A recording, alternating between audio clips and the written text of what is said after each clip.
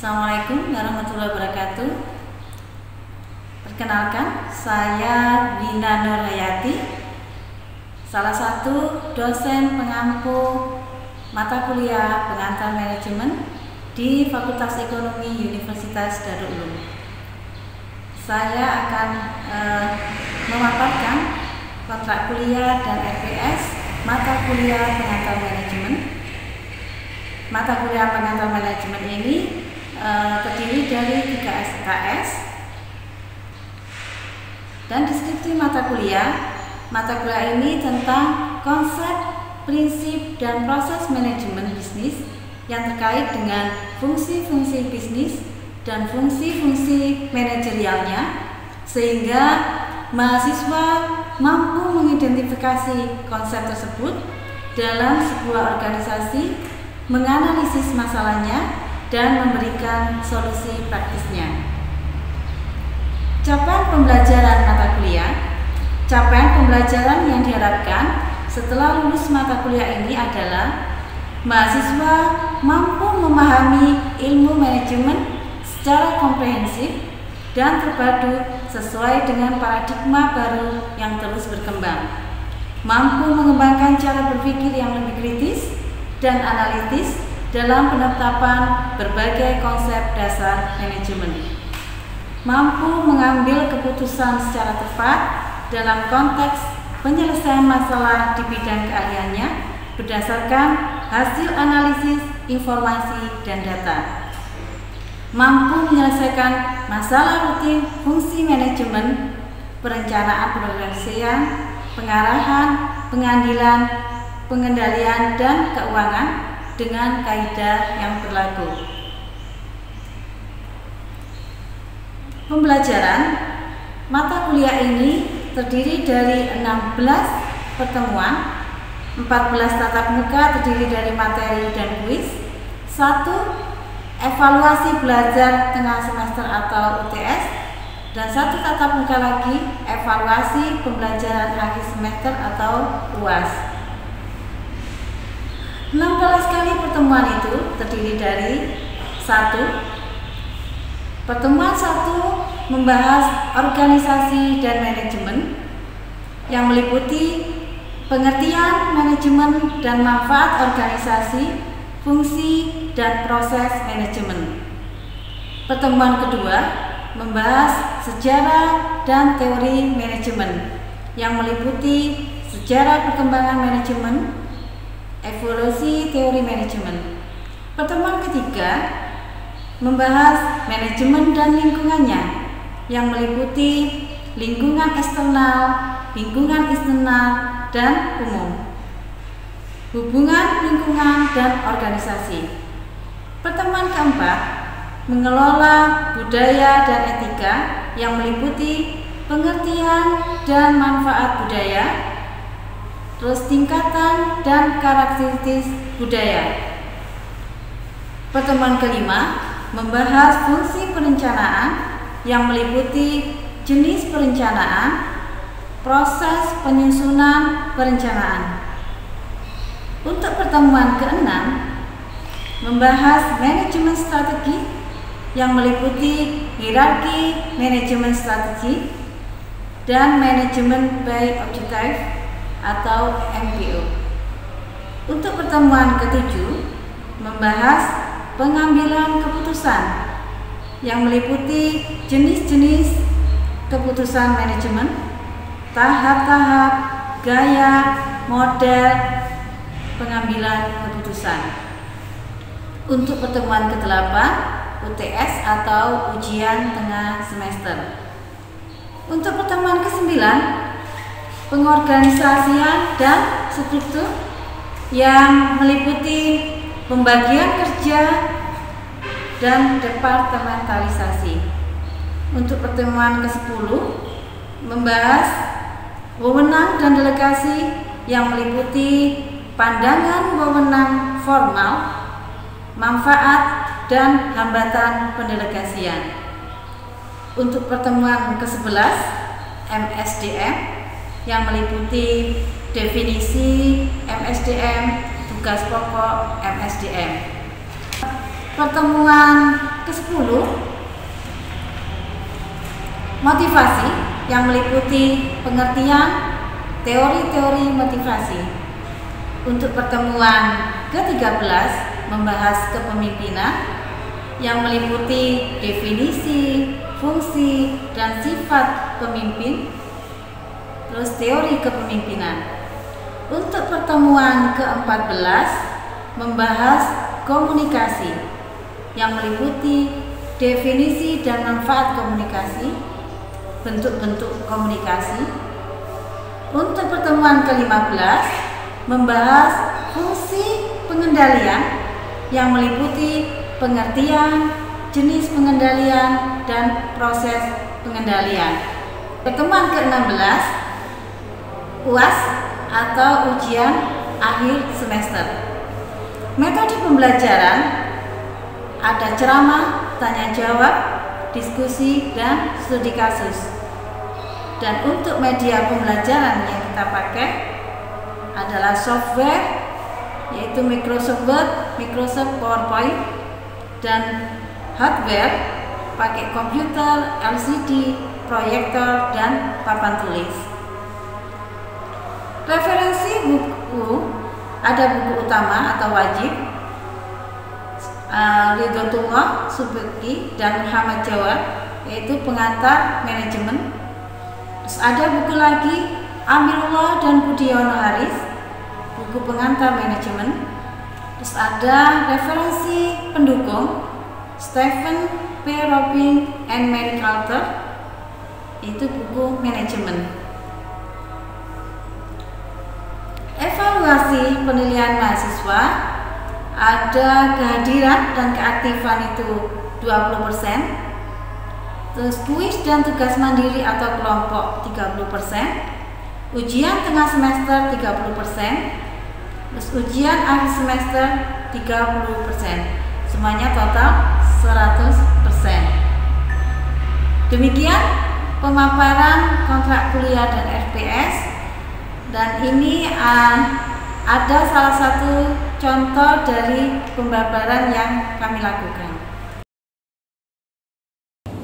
Assalamualaikum warahmatullahi wabarakatuh. Gimana? Semuanya sehat? Semoga kita selalu diberi kesehatan, perlindungan. Walaupun keadaan seperti ini, kita harus tetap semangat ya, tetap mengikuti aturan pemerintah. Ini saya di pertemuan ketiga yang kemarin sudah saya sampaikan di kontrak kuliah pengantar manajemen. Mata kuliah ini, di pertemuan kita ketiga ini kita akan membahas masalah manajemen dan lingkungannya.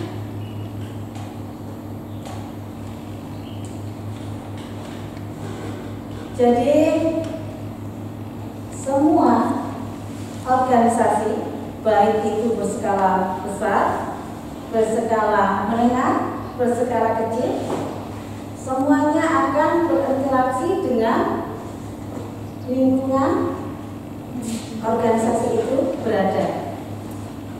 Jadi apabila lingkungan itu berubah dan organisasi itu tidak mengetahuinya, akan mengakibatkan kekacauan.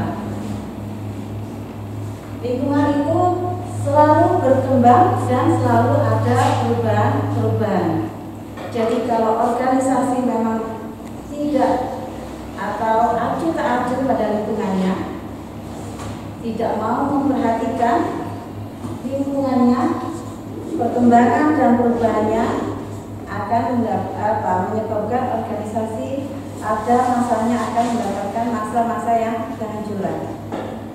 Tapi sebaliknya ya, kalau organisasi itu memperhatikan perkembangan dan perubahan lingkungan sekitarnya, akan bisa bertahan hidup organisasi tersebut. Hanya ini kita bahas masalah lingkungan organisasi. Jadi lingkungan organisasi ini dapat diartikan sebagai kekuatan yang mempengaruhi kinerja organisasi, baik secara langsung maupun tidak langsung. Jadi pada pengertian lain, lingkungan dibagi menjadi beberapa bagian lingkungan, yaitu bagian lingkungan eksternal atau external environment, bersifat langsung direct, dan bersifat umum general environment. Dan ada lagi lingkungan internal atau internal environment. Secara umum, lingkungan perusahaan dapat dibagi menjadi dua, diantaranya satu lingkungan eksternal perusahaan dan dua lingkungan internal perusahaan.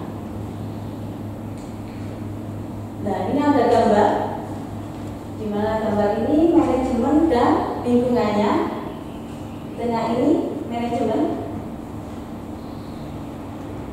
bisa kita sebut sebagai lingkungan internal.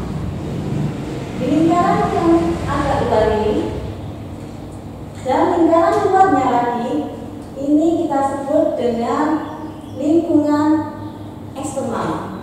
Kalau di lingkungan yang nomor 2, ini lingkungan eksternal langsung. Di lingkaran yang terakhir paling belakang, ini kita sebut dengan lingkungan umum. Ini ada komponen-komponen di lingkungan eksternal langsung. Ini ada pemerintah, pesaing, perusahaan, pemasok, pelanggan, lembaga keuangan. Terus di lingkungan umum, ini ada politik, budaya, demografi, ekonomi, teknologi, dan alam. Nanti kita jabarkan.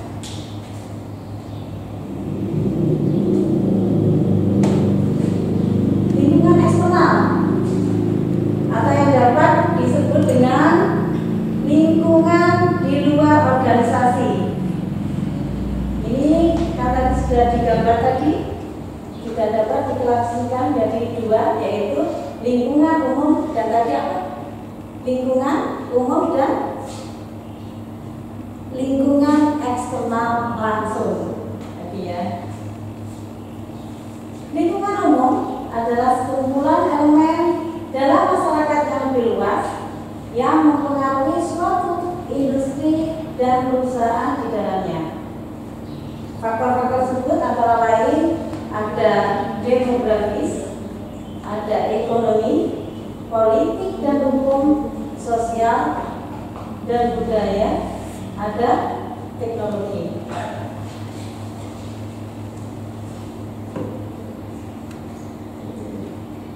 Nah, ini aspek-aspek yang tadi sudah itu dalam lingkungan umum organisasi. Apa saja sih aspek demokrasi itu?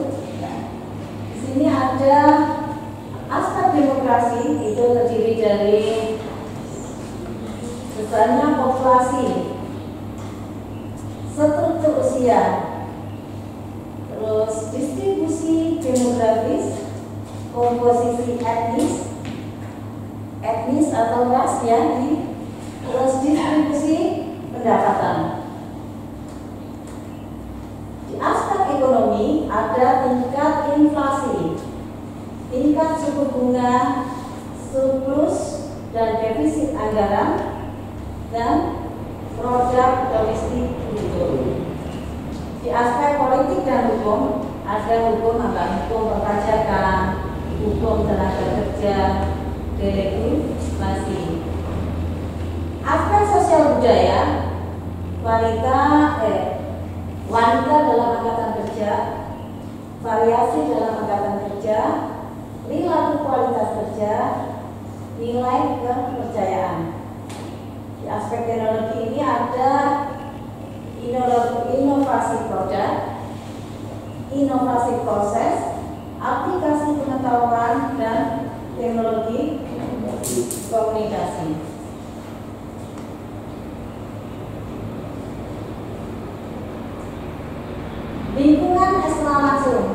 ada lingkungan umum dan ini yang eksternal langsung tadi di di sebelahnya lingkaran yang nomor 2 ya.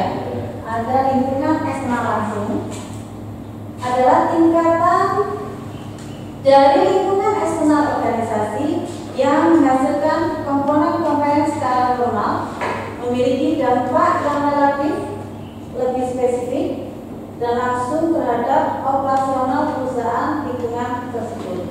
Meliputi tadi komponennya sudah dicantumkan di gambar. Kita bisa langsung sambil melihat gambar sebenarnya ya. Ada pemasok, yaitu berfungsi sebagai penyedia fasilitas dan sarana yang dibutuhkan oleh perusahaan. Jadi kita tetap harus selalu menjalin hubungan baik dengan para pemasok. Pelanggan atau konsumen, ini yang kedua, memiliki kebutuhan dan keinginan yang berbeda-beda. Apa yang membedakan? Kita tahu apa yang membedakan. Kita kan sebagai pelanggan atau konsumen, jadi kita tahu apa yang membedakan. Ada yang bisa menjawab? Yang memiliki kebutuhan keinginan, kenapa? Pelanggan atau konsumen memiliki kebutuhan dan keinginan yang berbeda-beda. Kenapa? Karena adanya perbedaan dari pendidikan, ya, ekonomi, apalagi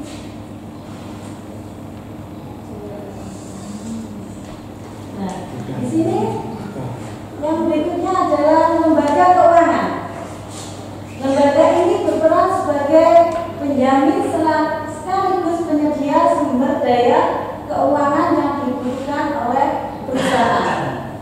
Sekarang banyak bermunculan lembaga-lembaga keuangan yang bersaing untuk menawarkan ke perusahaan-perusahaan apabila membutuhkan dana.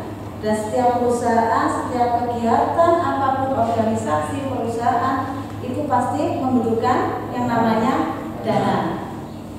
Makanya kita dengan lingkungan eksternal langsung kita harus juga menjalin hubungan yang baik dengan lembaga keuangan.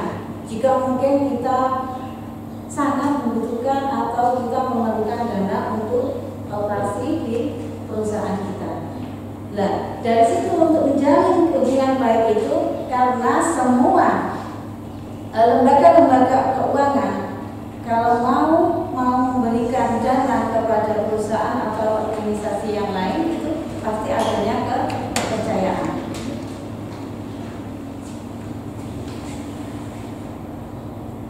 Ada lagi di lingkungan eksternal langsung ada yang namanya pesaing. Persaingan yang semakin ketat menuntut manajemen untuk memperhatikan para pesaingnya. Dengan pesaing ini kita harus lebih lebih waspada dengan para pesaing, perusahaan-perusahaan pesaing. Untuk apa? Untuk menyambut kita membuat strategi untuk tetap bertahan untuk lebih mempertahankan perusahaan kita, untuk lebih tetap bertahan walaupun persaingannya itu sangat berat, atau kita bisa memenangkan persaingan tersebut. Dan ini yang terakhir, pemerintah. Ini lingkungan eksternal langsung adalah pemerintah. Ada yang tahu? Kalau pemerintah apa hubungannya dengan manajemen atau lingkungan eksternal langsung? Pemerintah adanya apa? Regulasi, kebijakan-kebijakan pemerintah. Jadi kebijakan pemerintah itu ada yang bisa meningkatkan organisasi kita lebih maju, ada juga yang dengan regulasi tidak sesuai dengan tujuan dari organisasi kita bisa menyebabkan organisasi kita atau perusahaan kita bisa turun. Setelah saya sampaikan materi pertemuan ketiga ini, mungkin ada pertanyaan?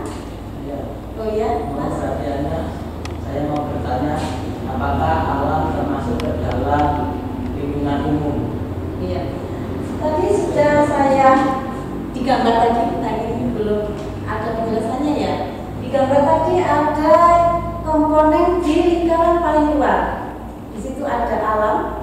Kenapa alam termasuk itu? Karena alam atau sumber daya alam memberikan bahan-bahan yang dibutuhkan oleh organisasi. Terus kalau ketersediaan bahan-bahan itu akan meningkatkan apa? Meningkatkan aktivitas dengan ketersediaannya barang, aktivitas dari organisasi.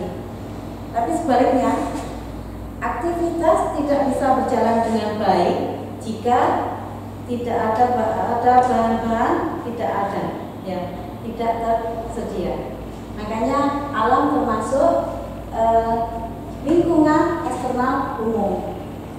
Misalnya kita mencontohkan perusahaan, ya, perusahaan apa? Perusahaan apa namanya mungkin? Apa mas? Pabrik gula. Itu apa? Bahannya dari apa? Dari tebu. Nah, tebu itu termasuk dari tanaman, dari alam. Jika tidak ada yang menanam di sekitar situ, tidak ada menanam tebu. Nah, itu contohnya kalau tidak ada yang menanam tebu, pabrik itu akan mencari tempat yang agak jauh atau gimana. Nah, itu juga bisa apa? Menambah pengeluaran atau cost produk, ya. Mungkin itu sudah cukup. Ada contohnya? Ada lagi pertanyaan lain? Sudah cukup. Kalau sudah cukup untuk pertemuan hari ini, saya akhiri. Terima kasih atas kehadirannya. Semoga kita selalu sehat. Itu yang ditekankan, ya. Kita bisa berjumpa lagi di pertemuan berikutnya. Terima kasih. Mohon maaf. Assalamualaikum warahmatullahi wabarakatuh.